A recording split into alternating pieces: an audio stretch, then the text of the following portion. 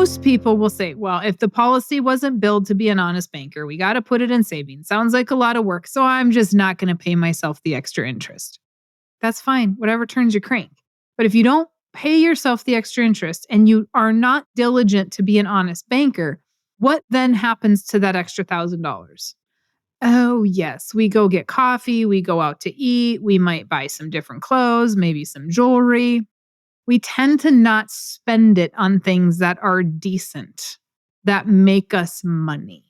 It's much easier to take that cash out of there and then never ever have it to front load a policy, because that's when we become dishonest bankers. There's really a catch-22, and it really depends on what your personality is, how honest of a banker you want to be, all that good jazz.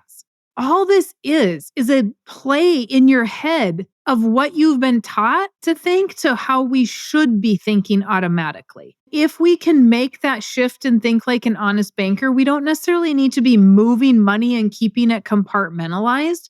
We can do it all at once. Like, I do not keep my personal money compartmentalized. Yet I know clients that they do. They will set up separate checking accounts and savings accounts and clearing houses for money. And that is what makes it easier for them. For me, it's just not necessary. I am just naturally frugal. I am always watching my money. I always have been.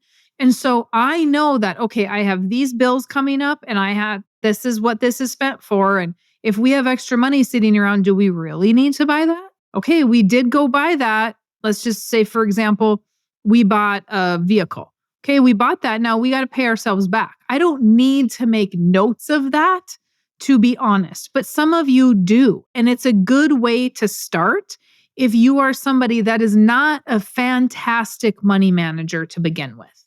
If you are somebody that already has spreadsheets and you already keep your eye on that, yeah, you're probably okay. But the big thing here is this money does not automatically just go back into the policy. So be honest.